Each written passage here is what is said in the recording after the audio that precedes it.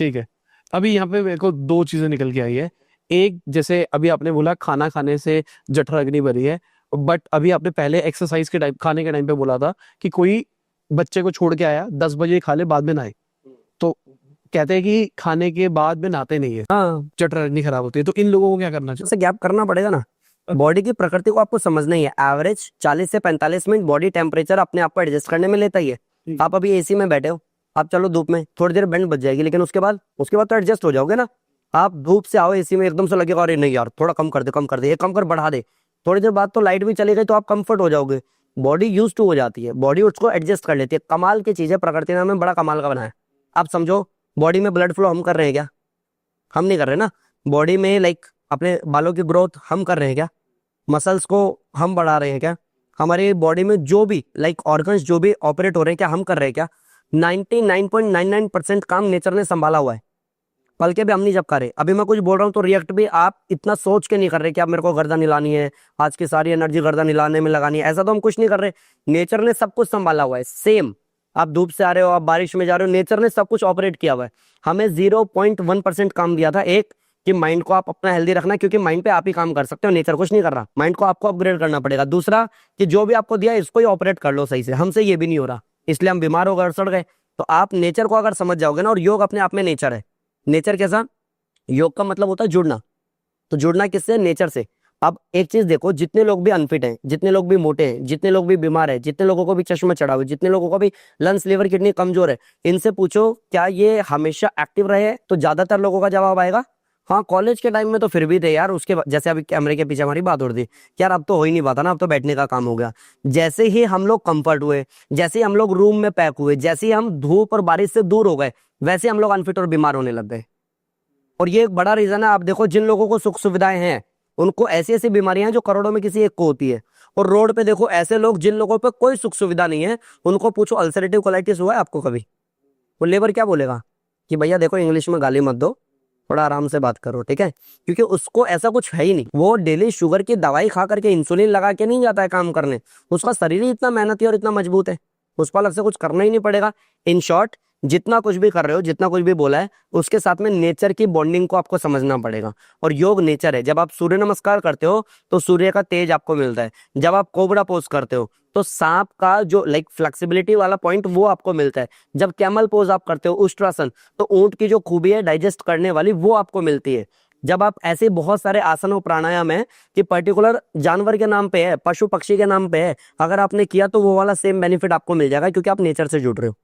और ये आपको सीखना पड़ेगा। और खा कुछ भी सकते हैं? नहीं, खा कुछ भी नहीं सकते हैं। जब तक उस जर्नी पे हो, ट्रांसफॉर्मेशन जर्नी पे हो, तब तक आपको थोड़ा सा टाइट रहना पड़ेगा।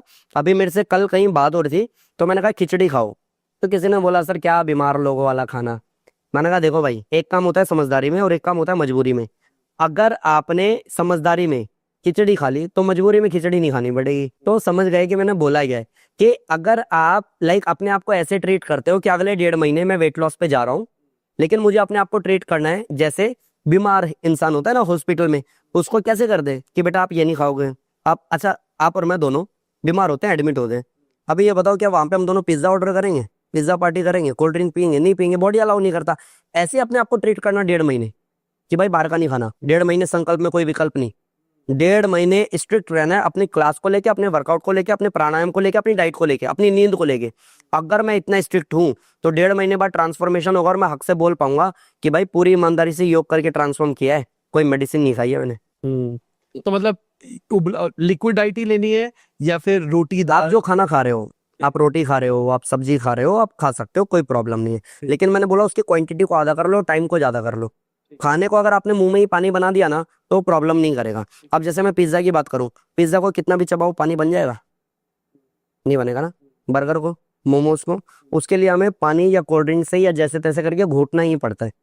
खाने को इसलिए बोला कि खाने के अलावा बाहर का कुछ दिन कंट्रोल करो। ये बिल्कुल ऐसा है जैसे अगर कोई इंसान बीमार है, हॉस्पिटल में एडमिट है, उसको बोला आपको ये प्रॉब्लम हो गई है और आपका ये वाला हिस्सा हमें काटना पड़ेगा। वो इंसान साइन भी करता है, उसकी फैमिली भी साइन करती है, अगर वो कॉन्शियस है, कर सकता है तो। नहीं तो फैमिली साइन करती है और लिखते भी है बकायदा कि हाँ आप ये वाला हिस्सा काट दीजिए, हमारी रजामंदी से ये हो रहा है।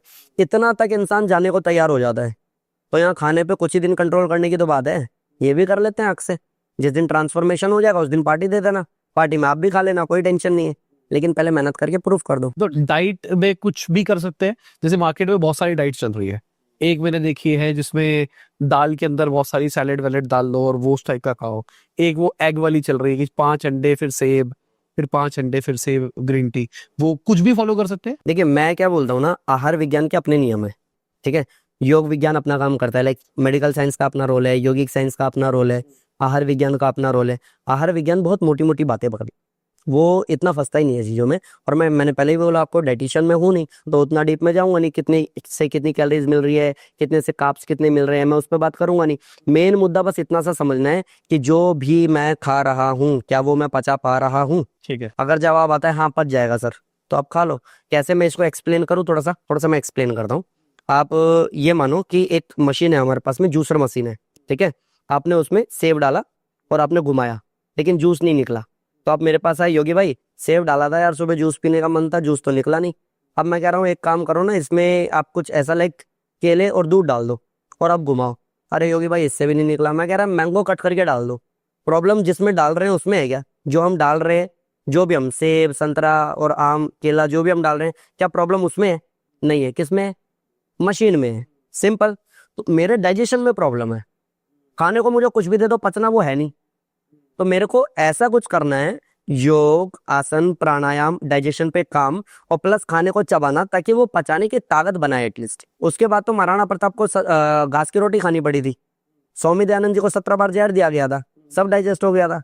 आप कर लो क्या डाइजेस्ट करना है, लेकिन उससे पहले इसको प्रिपेयर करो। ठीक है। और कुछ मल्टीविटामिन टाइप्स भी ध्यान देना इन चीजों में। नहीं, बेसिकली मैं इन सब चीजों को नहीं मानता हूँ, क्योंकि जब सप्त धातु की मैं बात करता हूँ ना, तो सप्त धातु में सब कुछ आ जाता है। सप्त धातु एक बार मैं एक्सप्लेन कर देता हूँ। रस, रक्त, मांस, मेद, अस्थि, मज्जा, शुक्र। इसमें रस आपको पता है, खाना खा रहे हैं तो सलाइवा बन रहा है, आप कह सकते हो रस। फिर बनता है रक्त, ये जब गाढ़ा हो जाता है ना तो अपने आकार को बदलता है, ये रक्त बनता है।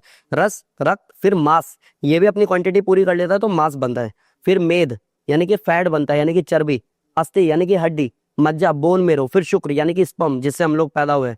लास्ट की धातु है स्पर्म, जिससे हम जैसा इंसान इस दुनिया में आ सकता है। सोचो कितनी पावरफुल है, और वो सिर्फ खाना खाने से हो रही है।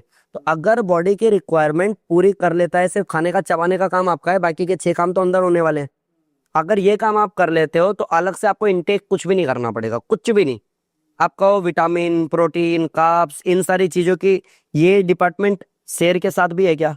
हाथी के साथ भी है क्या? आप कहते हो नॉनवेज खाएंगे तभी कुछ हो, हाथी खाता है क्या? गाय तो घास खाती है, शेर तो मांस खाता है, सबका अपना डिपार्टमेंट फिक्स है, लेकिन हमारा जो सब कुछ। तो यही प्रॉब्लम है कि हम लोग बीमार हुए। जब आपको पता है कि आप पचाने में सक्षम नहीं हो, तो आपको खाना क्यों है भाई? बोला नहीं नहीं, कभी कभी सप्ताह में एक बार। अरे आप डेली खाओ, लेकिन क्या दम है पचाने का? नहीं है तो रुक जाओ, थोड़ा सा काम करो, सप्त धातु पे काम करो, ये बन जाएगा। प्लस प्राणायाम करो। प्राणायाम अनुलोम विलोम पे मैं जोर क्यों दे रहा हूँ? Sugar, BP, thyroid, knee pain, neck pain, back pain, arthritis, cholesterol, eczema, paralysis, psoriasis, tumour, cancer, कुछ भी आप अनुलोम विलोम करो। जितनी बड़ी बीमारी है उतनी ज्यादा देर अनुलोम विलोम करो। हो सकता है अगर बहुत ही बड़ी परेशानी है, बोला डॉक्टर ने आप खत्म, 3 महीने में मर जाओगे आप, तो आप सुबह दोपहर शाम 1-1 घंटे अनुलोम विलोम करो ना। लाइफ ट्रांसफॉर्म हो गई बिना किसी मेडिसिन के, तो बोलना। और मेरा एक्सपीरियंस है, मेरे पास ऐसे लोग आते हैं आए दिन। एक अल्सरेटिव कोलाइटिस में आई, डॉक्टर ने बोला ये 3 महीने से ज्यादा चलेगी नहीं। आज मैंने पूछा उनके हस्बैंड से, मैंने कहा कितना टाइम हो गया माता जी को? तो कहते हैं आज 3 साल हो गए। 3 महीने में मरने वाला इंसान अब तो जन्म ले चुका होता, लेकिन 3 साल हो गए, जीवित है, स्वस्थ भी है। आपको प्राणायाम अच्छे से करना पड़ेगा ताकि आपको बाहर से इंटेक ना करना पड़े। ये बाहर से इंटेक क्यों बोल रहा हूँ मैं आपको क्लियर करता हूँ। जैसे किसी को शुगर होता है ना, इंसुलिन लेता है वो, इंजेक्ट करता है वो, लेकिन शुगर का प्रोसेस अगर आप समझोगे तो पता चलेगा कि पेनक्रियाज से इंसुलिन प्रॉपर बन नहीं रहा था, तो बाहर से इंटेक करना पड़ा, मेरे को इंजेक्ट करना पड़ा मेरे को। जैसे ही मैं धनुरासन, मंडूकासन जैसी चीजें करता हूँ, प्राणायाम अच्छे से करता हूँ, अनुलोम विलोम अच्छे से करता हूँ, अर्धमशीन्द्रासन अच्छे से करता हूँ, तो मेरा जो लाइक लिवर वाला एरिया है, पेनक्रियाज है, वो एक्टिव हो गया, इंसुलिन बनना शुरू हो गया। तो मेरे को बाहर से इंजेक्ट करना क्यों है? प्रकृति दे तो रही है सब कुछ, बाहर से चाहिए क्यों मुझे? लेकिन फिर वही है यहाँ पे टर्म एंड कंडीशन। अगर आपको योग भी अच्छे से नहीं करना और मेडिसिन भी छोड़ देनी है तो जल्दी मर जाओगे, सीधी सी बात है। या तो इतनी ईमानदारी से योग करो कि मेडिसिन छूट जाए, या फिर नहीं, अगर योग पे विश्वास है तो चलने तो फिर मेडिसिन। मतलब दोनों साथ के साथ भी चल सकते हैं ना, बिल्कुल चल सकते हैं। मैंने चला है, मेरी माँ का चला है, मेरा चला है, मेरे स्टूडेंट्स का चला है। जिस दिन आपकी रिपोर्ट्स नॉर्मल आ जाएगी बिना मेडिसिन के भी, तो डॉक्टर खुद भी आपको बोलेगा नहीं नहीं मेडिसिन छोड़ दो, आप ठीक ठाक हो। इसमें आयुर्वेद भी कुछ डाल सकते हैं क्या? वेट लॉस के लिए? हाँ। हाँ कर सकते हो, बिल्कुल कर सकते हो। मेरी जो 45 डेज वेट लॉस जर्नी की मैं बात कर रहा हूँ, उसमें मैं लेकर के जब भी लोगों को जाता हूँ तो शुरू के 5 दिन 7 दिन 10 दिन बॉडी को यूज टू बनवाता हूँ, उनसे मेहनत कराता हूँ, क्योंकि आयुर्वेद को पचाने के लिए भी फिर दम चाहिए, ठीक है। तो मैं उसमें हमेशा बोलता हूँ कि लौकी आंवला का जूस आता है एक, एलोवेरा का जूस आता है एक, आप लौकी आंवला, एलोवेरा, गोधनर्क, मेदोहरवटी, तो इसको कैसे लेना है कि 30 ml लौकी आंवला ले लो, 30 ml एलोवेरा जूस ले लो, इसको मिक्स करो, ये हो गया 60 ml, और 30 ml इसमें गुनगुना पानी मिला दो, ये हो गया 90 ml, इसको आप पी लो। इसके बाद 15 मिनट या 5 मिनट 7 मिनट 10 मिनट के गैप में, जितना भी जो भी टाइम आपके पास में है, आप इसके बाद में गोधन अर्क ले लो 30 ml, उसमें 30 ml पानी मिला दो, उसको भी आप पी लो। इसके बाद में आता है लास्ट में 5 मिनट बाद फिर से मेदोहरवटी आती है, पतंजलि की मिल जाएगी वैसे। अच्छा मेरे को पैसा नहीं देता पतंजलि, मैं पिछले 10-12 साल से यही बताता आ रहा हूँ, तो मैंने यही बता दिया। इन फ्यूचर कोई और प्रोडक्ट मुझे समझ में आएगा मैं वो बता दूंगा, मैं मेरे एक्सपीरियंस के लिए यहाँ पे बैठा हूँ, ठीक है।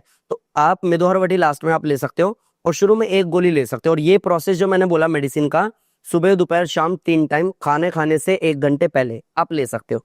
अगर इसको आप फॉलो कर लोगे, प्लस अश्वगंधा के पत्ते आते हैं वेट लॉस के लिए, लेकिन मैं बोल रहा हूँ सबको मैं रिकमेंड नहीं कर रहा हूँ। जो भी मेडिकली अनफिट है, मेडिसिन चल रही है, किसी बड़ी बीमारी में फंसा है, ये जो मैंने आपको पत्ता बताया अश्वगंधा का, पचाने के लिए शेर वाला दम होना चाहिए। अगर नहीं पचता है तो आप मत लेना, क्योंकि लूज मोशन लगते हैं। अश्वगंधा मैं मेरी निगरानी में लोगों को बोलता हूँ, और उनको कोई कॉम्प्लिकेशंस आती है तो वो मैं हैंडल कर लेता हूँ। तो मैं नॉलेज के लिए तो बता रहा हूँ, बट फॉलो सब लोग करोगे उसके लिए नहीं बता रहा हूँ।